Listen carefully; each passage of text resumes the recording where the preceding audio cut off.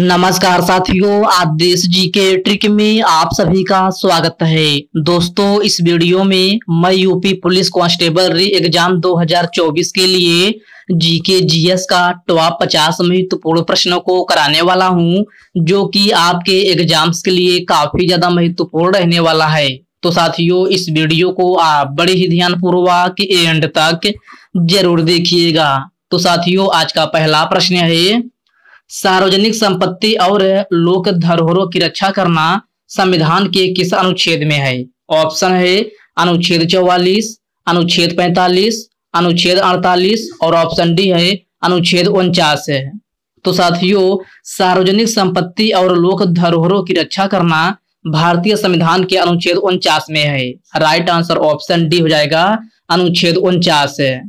Next question है, lazy में लोक की नृत्य शैली भारत के किस राज्य से संबंधित है? इसका ऑप्शन है महाराष्ट्र, केरल, कर्नाटक और ऑप्शन डी है आंध्र प्रदेश है। तो साथियों, लेजी में लोक की नृत्य शैली जो है महाराष्ट्र राज्य से संबंधित है। राइट आंसर ऑप्शन ए हो जाएगा, महाराष्ट्र। नेक्स्ट क्वेश्चन है, भारतीय राष्ट्रीय कांग्रेस की स्थापना कब हुई थी? तो साथियों, भारतीय राष्ट्रीय कांग्रेस की स्थापना 1885 ईस्वी में हुई थी। राइट आंसर ऑप्शन सी हो जाएगा, 1885 ईस्वी में। ओके फ्रेंड्स, नेक्स्ट क्वेश्चन है, खो खो खेल में खिलाड़ियों की संख्या कितनी होती है? 11, 12, 9 और ऑप्शन डी है 8 है। तो साथियों, खो खो खेल में खिलाड़ियों की संख्या जो है 12 होती है। कितना? 12। इस प्रश्न का करेक्ट आंसर ऑप्शन बी हो जाएगा। अगला प्रश्न है, दीपिका पल्लिकल का संबंध निम्नलिखित में से किस खेल से है? लॉन टेनिस, वॉलीबॉल, क्रिकेट और ऑप्शन डी है स्क्वैश। तो प्यारे साथियों, दीपिका पल्लिकल का संबंध जो है स्क्वैश खेल से है। राइट आंसर ऑप्शन डी हो जाएगा, स्क्वैश खेल से। ओके फ्रेंड्स, इसको आप अच्छे से जरूर ध्यान में रखिएगा। नेक्स्ट क्वेश्चन है, वेतन में असमानता भारतीय संविधान के किस भाग में है?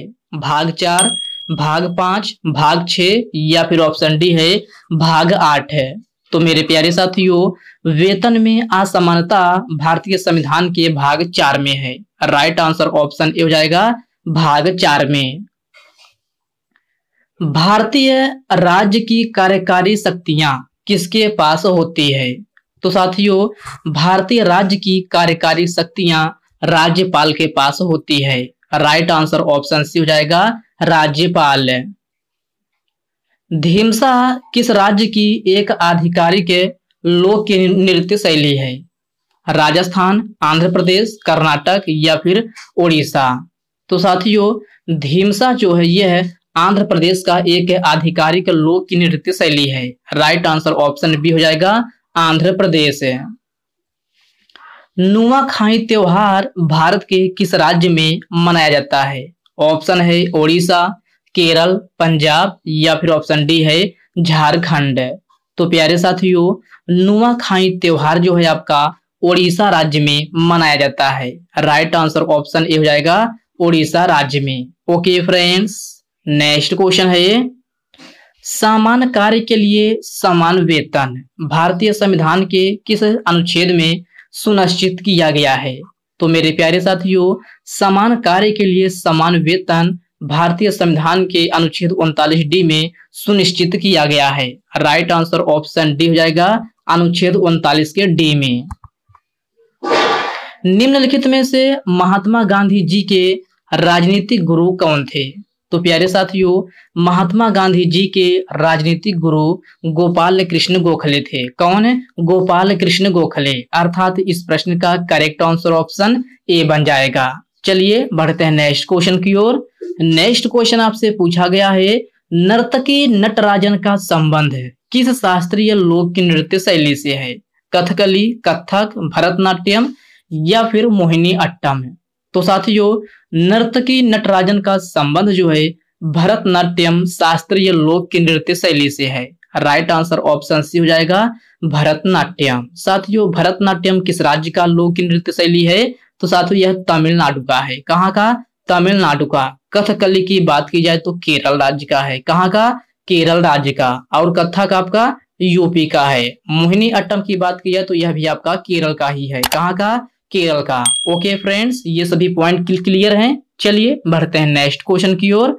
नेक्स्ट क्वेश्चन आपसे पूछा गया है, उस्ताद विलायत खान का संबंध निम्नलिखित में से किस वाद्य यंत्र से है? तो साथियों, उस्ताद विलायत खान का संबंध जो है आपका सितार वाद्य यंत्र से है। राइट आंसर ऑप्शन बी हो जाएगा, सितार वाद्य यंत्र से। साथियों, अभी तक आप वीडियो को लाइक नहीं किए हैं तो आप जो है वीडियो को एक लाइक जरूर कर दीजिए। नेक्स्ट क्वेश्चन है, मोढेरा फेस्टिवल भारत के किस राज्य में मनाया जाता है? गुजरात, महाराष्ट्र, झारखंड या फिर कर्नाटक? तो साथियों, मोढेरा फेस्टिवल आपका गुजरात राज्य में मनाया जाता है। राइट आंसर आपका ऑप्शन ए हो जाएगा, गुजरात राज्य में। पाइका नृत्य किस राज्य से संबंधित है? उत्तराखंड, पंजाब, ओडिशा या फिर झारखंड? तो साथियों, पाइका नृत्य जो है आपका झारखंड राज्य से संबंधित है। प्रश्न नंबर 15 का करेक्ट आंसर ऑप्शन डी हो जाएगा। आर्य समाज की स्थापना कब हुई थी? तो साथियों, आपको बताना है कि आर्य समाज की स्थापना कब हुई थी। तो आर्य समाज की स्थापना जो है आपका 1875 ईस्वी में हुई थी। राइट आंसर ऑप्शन है ए हो जाएगा, 1875 ईस्वी में। कहाँ हुई थी? तो साथियों, यह बॉम्बे में हुई थी। कहाँ? बॉम्बे में। ओके फ्रेंड्स, क्लियर है। चलिए बढ़ते हैं नेक्स्ट क्वेश्चन की ओर। नेक्स्ट क्वेश्चन आपसे पूछा गया है, जनगणना 2011 के अनुसार सर्वाधिक जनसंख्या घनत्व वाला राज्य कौन सा है? केरल, हरियाणा, बिहार या फिर उत्तर प्रदेश? साथियों, क्वेश्चन को ध्यान से पढ़िए। आपसे पूछा गया है जनगणना 2011 के अनुसार सर्वाधिक जनसंख्या घनत्व वाला राज्य पूछा गया है। तो इसका करेक्ट आंसर ऑप्शन सी हो जाएगा, बिहार। नेक्स्ट क्वेश्चन है, मुंबई उच्च न्यायालय की स्थापना किस वर्ष हुई थी? तो साथियों, इसकी स्थापना 1862 ईस्वी में हुई थी। प्रश्न नंबर 18 का करेक्ट आंसर ऑप्शन सी हो जाएगा, 1862 ईस्वी में। कुचिपुड़ी किस राज्य की प्रमुख शास्त्रीय लोक नृत्य शैली है? आंध्र प्रदेश, कर्नाटक, तेलंगाना या फिर गुजरात? तो साथियों, कुचिपुड़ी आपका आंध्र प्रदेश का प्रमुख शास्त्रीय लोक नृत्य शैली है। राइट आंसर ऑप्शन ए हो जाएगा। अबुआ आवास योजना भारत के किस राज्य से संबंधित है? तो साथियों, यह है झारखंड राज्य से संबंधित है। राइट आंसर ऑप्शन बी हो जाएगा, झारखंड। वर्ष 2022 का T20 वर्ल्ड कप किसने जीता था? तो साथियों, यह है इंग्लैंड ने जीता था। राइट आंसर ऑप्शन बी हो जाएगा, इंग्लैंड ने, जिसकी आयोजना कहाँ की गई थी? तो इसका यह साथियों ऑस्ट्रेलिया में हुआ था। कहाँ? ऑस्ट्रेलिया में। ओके फ्रेंड्स, नेक्स्ट क्वेश्चन है, उगादी नव वर्ष त्योहार भारत के किस राज्य में मनाया जाता है?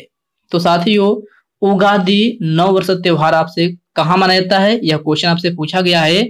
तो साथियों, इसका ऑप्शन है कर्नाटक, तमिलनाडु, तेलंगाना या फिर बिहार?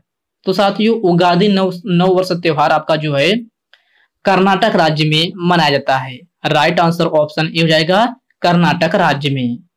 अगला प्रश्न है ये, जनगणना 2011 के अनुसार भारत का लिंगानुपात कितना है? तो साथियों, आपको बताना है कि जनगणना 2011 के अनुसार भारत का लिंगानुपात कितना है। तो साथियों, यह है 943 है। राइट आंसर ऑप्शन डी हो जाएगा, 943। अगला प्रश्न है ये, ब्रह्म समाज की स्थापना आपसे पूछा गया है कि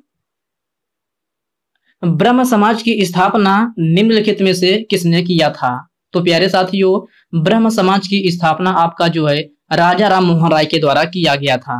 राइट आंसर ऑप्शन ए हो जाएगा, राजा राम मोहन राय। साथियों, ब्रह्म समाज की स्थापना कब हुई थी? तो साथियों, यह 1828 ईस्वी में हुई थी। कब है? 1828 ईस्वी में। ओके फ्रेंड्स, क्लियर है। चलिए बढ़ते हैं नेक्स्ट क्वेश्चन की ओर।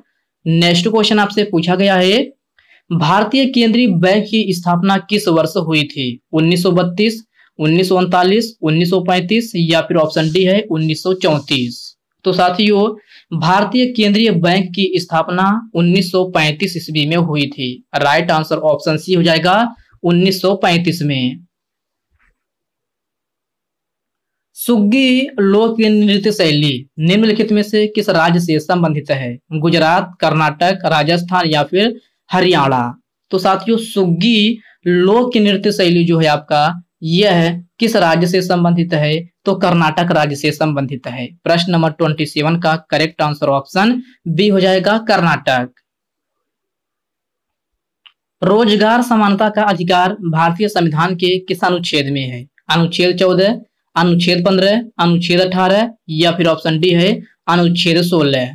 तो साथियों रोजगार समानता का अधिकार भारतीय संविधान की अनुच्छेद 16 में है। राइट आंसर ऑप्शन डी हो जाएगा अनुच्छेद 16 में।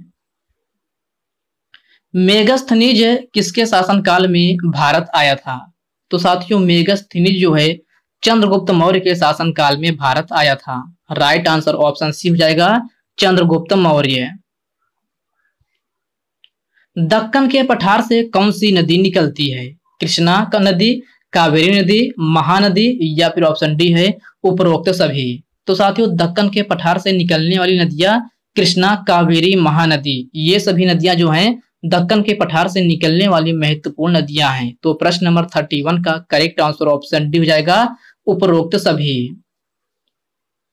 पाइका विद्रोह कब हुआ था? तो साथियों पाइका विद्रोह 1817 ईस्वी में हुआ था। राइट आंसर ऑप्शन हो जाएगा 1817 ईस्वी में। कहाँ हुआ था? तो ओडिशा राज्य में हुआ था। कहाँ? ओडिशा राज्य में। ओके फ्रेंड्स क्लियर है। चलिए बढ़ते हैं नेक्स्ट क्वेश्चन की ओर। नेक्स्ट क्वेश्चन आपसे पूछा गया है बजरंग पूनिया का संबंध निम्नलिखित में से किस खेल से है? कुश्ती, मुक्केबाजी, तैराकी या फिर हॉकी। तो प्यारे साथियों बजरंग पूनिया का संबंध कुश्ती खेल से है। राइट आंसर ऑप्शन ए हो जाएगा कुश्ती।